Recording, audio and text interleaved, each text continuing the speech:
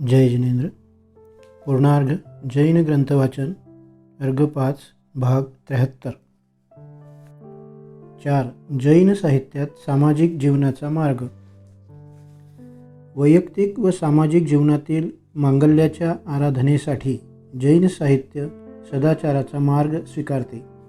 निष्पाप आचरणाला महत्त्व देते. सिद्धीसाठी सम्यक दर्शन, सम्यक ज्ञान व सम्यक चरित्र या रत्नत्रयाची आराधना मान्य करते. जीवाच्या अंतर्गत भावनाच बाह्याचाराचा आधार असल्याने त्या भावना निरामय झाल्याशिवाय त्याचा आचार सुखप्रवर्तक होणार नाही. व्यक्तीचा आचार समाजव्यवस्थेला व शांततेला पूरक पोषक असल्याशिवाय सामाजिक स्वास्थ्य टिकणार नाही.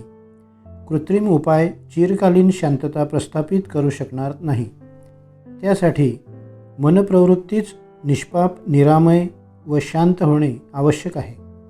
अशा प्रकारच्या शांत मनस्थितीच्या आराधनेसाठी परस्पर मैत्रीभाव, गुण व गुणीजनांसंबंधी आदरभाव, दुःखितांबद्दल कारुण्यभाव, समता इत्यादी सर्वकालीन मानवी गुणांची कास धरावी लागते. हा एक मानसिक संस्कार आहे. याच संस्काराचे परिशीलन, परामर्श, प्रतिष्ठा व आराधना हाच जैन साहित्याचा स्थायी भाव आहे. ह्याच संस्कारयुक्त जीवनधारेची जोपासना करणाऱ्या सर्वोच्च तीर्थाची स्थापना केवळ तत्कालीन समाजशांतीसाठीच नव्हे तर विश्वशांतीसाठी केली आहे. अशा मानवी गुणाव्यतिरिक्त देश कितीही वैभवसंपन्न, शस्त्रसंपन्न, गतिमान, कृतिशील, बुद्धिवादी, सामर्थ्यशाली असला तरी तो समाधानी असणार नाही. अशांतीने पेटलेल्या द्वेषाग्नीच्या खाईत होरपळल्याशिवाय राहणार नाही. हा द्वेषाग्नी विझवण्यासाठी प्रशमरसप्रधान साहित्य जलाचा वर्षाव आवश्यक आहे. मानवी गुणांची जोपासना हे साहित्याचे सांसारिक अंग आहे. ही संस्कारमयता नष्ट होऊन चालणार नाही. मानव सुखी होणार नाही. हा शांतरस साहित्यातून वगळला तर साहित्य अंतर्बाह्य शुष्क होऊन तेही पेटल्याशिवाय राहणार नाही. ही आग विझवण्यास केवळ राजकीय दिखाऊ संघटना परिणामकारी होणार नाही. नीतितत्वे व मानवी मूल्ये अस्थिर होतील. त्यांची शुष्क प्रतिष्ठा केली तरी तेथे शांतरसाचा निर्मळ झरा वाहणार नाही. बाह्य उपकरणांनी केवळ पाठ तयार करता येईल, तेथे जिवंत झरा कसा पाझरत राहणार? हा रस मनातूनच झरत राहिला पाहिजे आणि अशा रसमय मनाची जोपासना साहित्याशिवाय अन्यत्र करणे शक्य नाही. हीच साहित्याची खरी गरज आहे. ही गरज भागविण्याच्या तिच्या सामर्थ्यामुळेच त्याचे महत्त्व सिद्ध होते. ही सामाजिक गरज जैन साहित्याने भागविली आहे आणि इतप्पर भागविण्यास समर्थ आहे, कारण त्यातील मूलतत्व जीवनाशी अधिक प्रामाणिक आहे. 5. जैन साहित्याची आत्मिक प्रतिष्ठा. जैन साहित्यात आत्मनिष्ठ सौंदर्याची प्रतिष्ठा आहे. अंतरंग सुंदर असल्याशिवाय जीवनातील व्यवहारात सौंदर्याचा आविष्कार होणार नाही. चित्तसौंदर्यरूपी मुळाशिवाय आणि संस्काररूपी वर्षाशिवाय सौंदर्यवृक्षाला बहार नाही. बाह्य सौंदर्य मूर्त होण्याआधीच आंतरिक सौंदर्याची निष्ठा जैन साहित्याने बाळगली आहे. मधुर फलाच्या अपेक्षेने काटेरी विषवल्लीची जोपासना करून हेतू सिद्ध होणार नाही.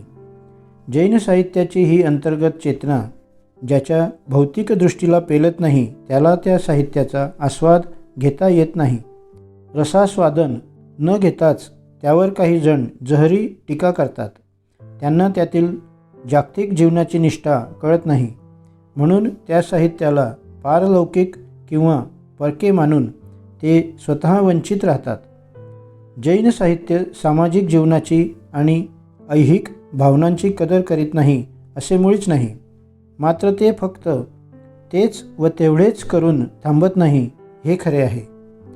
ते अंतरंग कसे आहे आणि कसे असावे या दोन्ही अंगांचा परामर्श घेते एवढेच. ते अर्धे नाही की अर्धवट नाही. ते अंतरंग सौंदर्याला बाह्य सौंदर्याच्या मदतीनेच साकार करते. शरीराशिवाय मनाला व आत्म्याला दुसरा आधार नाही. देहाशिवाय जीवतत्वाला या जगात अस्तित्वच उरणार नाही. हे जितके खरे तितकेच आंतरिक सत्याशिवाय शरीरही जिवंत राहू शकत नाही हे देखील सत्यच आहे. केवळ शरीर हे जीवनतत्व नव्हे, शरीराला चेतना प्राप्त करून देणाऱ्या सत्यतत्वाला विसरून चालत नाही. शरीर व जीवाचा जो संबंध आहे तोच संबंध साहित्याचा व अंतिम सत्याचा आहे. सनातन शिवत्व हे अंतिम सत्य आहे. म्हणून साहित्य सत्य, शिव व सुंदर असे त्रिगुणात्मक असते. जीवन जितके भौतिक आहे तितकेच आंतरिक आहे. त्यामुळेच जैन साहित्यात आंतरिक सौंदर्य आढळते. त्यातील परमतत्व लौकिक जीवनाला मुळीच विरोध करीत नाही, उलट ते पूरकच ठरते. कलात्मक सौंदर्याला ते बाधक नाही की बाह्य सौंदर्याविषयी उदासीनही नाही. 6. जैन साहित्याची विविधता. काही विचारवंतांच्या मते आत्मविचार व ऐहिक विचार मूलतः अत्यंतिक वेगळे असून ते एकत्र असणे शक्य नाही. ते एकमेकाला मारकच ठरतात. परंतु ही विचारधारा वस्तुनिष्ठही नाही व आत्मनिष्ठही नाही. मूलगामी नव्हे की पुरोगामी नव्हे. कला जीवनमय आहे आणि जीवन उभयधर्मी आहे. एकांगी जीवन जिवंत राहणार नाही. जीवरहित शरीराला प्रेत म्हणतात. तसेच साहित्यही द्विगुणात्मक आहे. खऱ्या अर्थाने जीवनाशी ते एकनिष्ठ आहे. म्हणूनच साहित्याला दोन्ही गुणांची निष्ठा पल्लवित करावयाची असते. त्यासाठीच जैन साहित्यातील मोहर 2 प्रकारे बहरलेला असतो. ही विविधता विचारपूर्वक समजून घेतली पाहिजे, नाहीतर आपण आपल्याच छायेचा तिरस्कार करण्यासारखे होईल. कला ही सौंदर्यात्मक असूनही शिवत्वाने प्रेरित आहे. रसायनाप्रमाणे इंद्रियांना व स्वास्थ्य सुखालाही अभिष्ट आहे. रसायन रसाळ असावे, ते शुष्क असू नये. त्याप्रमाणे कला वृक्ष असू नये, ती ललित असावी. परंतु त्यात केवळ लौल्य असल्यास ती विषमिश्रित अन्नाप्रमाणे सुंदर असूनही स्वास्थ्यदायक होणार नाही आणि सत्यही ठरणार नाही. म्हणून जैन साहित्यकलेचे स्वरूप यथार्थपणे समजून घेणे आवश्यक आहे. त्याला 2 अंगे आहेत, म्हणून त्यातील आनंद संमिश्र ठरत नाही. कारण त्या एकाच वस्तूच्या 2 बाजू आहेत. त्याच्या स्वरूपात द्वैतभाव नाही. त्याच्या आस्वादनात एकतानता आहे, तल्लीनता आहे. ती कला गुणमय आहे. त्यातील कलातत्व व सौंदर्यबोध साधक आहेत, उपादेय आहेत. जैन आध्यात्मिक शास्त्रे सिद्धांतरूप असल्याने त्या ठिकाणी त्यांचा विचार कर्तव्य नाही. हा फक्त साहित्याचा, काव्याचा आणि त्यातील सौंदर्याचा परामर्श आहे.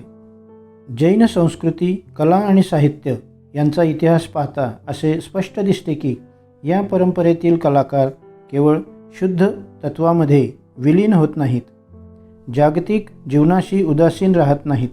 त्याचप्रमाणे केवळ बाह्य सौंदर्याच्या लोलुपतेने लुप्तप्रायता होत नाहीत. म्हणून त्याची परंपरा अतूट राहिली आहे. त्यांची कलावस्तू जगप्रसिद्ध आहे. जैन शिल्पकला, मूर्तिकला, वास्तुकला, काष्ठमूर्ती, रत्नमूर्ती, स्तंभ, स्तूप व मंदिर व परिसरात्मक धर्मायतने, समशरणाची प्रतिकृती, आराधकांचे भावचित्रण, यक्षयक्षिणीचे ऐहिक वैभव व भोगविलास इत्यादी अभिजात कलात्मक वस्तू जगप्रसिद्ध आहेत. ते जीवनव्यापी व सर्वस्पर्शी आहेत. त्यात कोणतेही वैगुण्य नाही. त्यातील सौंदर्य रसाला सीमा नाही. त्यातील प्रकृतीप्रेम सहजगम्य आहे. प्राकृतिक सौंदर्याची उपेक्षा केल्याचा आक्षेप करण्यास कुणाचीही जीभ उचलणार नाही. सिद्धहस्त कलाकारांनी फक्त चेतनात्मक आविष्कार केला नाही, केवळ तात्विक उद्बोधनाला वाहून घेतले नाही. अमूर्त तत्वाला साकार करीत असतानाच पार्थिव तत्वाला असा काही घाट दिला आहे की तेथे सौंदर्याने स्वतःहून जन्म घेतला. तो थाटमाट पाहून प्रेक्षकांचे भान हरपते. अशा अप्रतिम सौंदर्याचीही त्यांनी मनपूर्वक आराधना केली आहे. कलेची जिवंत प्रतिमा आत्मसात केली आहे. त्याचा आस्वाद रसिकतेने यथेच्छ घेतला आहे. केवळ सौंदर्याचे व कलेचे पुजारीच बनले नाहीत, तर त्यातील रसतत्वामध्ये स्वतः विलीन पावले. स्वतःचे अस्तित्व विसरून शुद्ध कलारूप बनले. सौंदर्याच्या प्राचीन परंपरेचा ओघ वाहता ठेवून त्याला नवा ढंग प्राप्त करून दिला. मानवाला अशी सौंदर्यदृष्टी प्रदान केली की कोणत्याही पार्थिव वस्तूमधील सौंदर्यबोध स्वीकारण्यास तो पात्र ठरेल आणि सौंदर्य वस्तूमुळे नव्हे तर भावसौंदर्याने प्रेरित होऊन आंतरिक शिवत्वाला उद्दीपित करण्यास समर्थ बनविले. केवळ बाह्य सौंदर्य पराधीन असते, पराधीनतेत प्रतिबंध असतो, म्हणून सौंदर्य स्वादनाचा विघात होतो. उलट भावसौंदर्य स्वाधीन असून सत्य व शिवतत्वापर्यंत पोहोचविण्यास समर्थ असतो. खरे सौंदर्य चेतनात्मक असून शाश्वतही आहे. चंद्रकला जशी प्रकाशमय असते तशी कला चेतन स्वरूपी आहे. ती आनंदाची छटा आहे, आनंद प्रकाश स्वरूप आहे. या प्रकाश ज्योतीने लोलुपता, चंचलता इत्यादी तमोगुण नष्ट होतात. तसेच मंगलमय शिवत्वाची प्रचिती येते. जैन साहित्याचे कलात्मक स्वरूप हे असे आहे. त्यामुळेच जैन साहित्यामध्ये प्राणप्रतिष्ठा आढळते. कारण धर्मच अधर्माचा, अशुभाचा, अगत्याचा आणि रसभंगाचाही परिहार करण्यास समर्थ असतो व रसिकाला शुद्ध तत्वापर्यंत पोहोचवितो. आनंदाचा आविष्कार करणे हा धर्माचा गुण आहे. धर्म आनंदाला मारक नव्हे तर साधक व पूरक आहे. धर्मामुळे जीव आपल्यातच रममाण होतो. त्याची धावपळ संपते. सक्लेश भाव नष्ट होतो. स्वगुणामध्ये रमण्यात कोणताही व्याघात निर्माण होत नाही. त्या अंतर्गत आनंदरसाला अंत नाही. हीच आत्म्याची आनंददशा आहे आणि खऱ्या कलेचे लक्ष्य हेच आहे.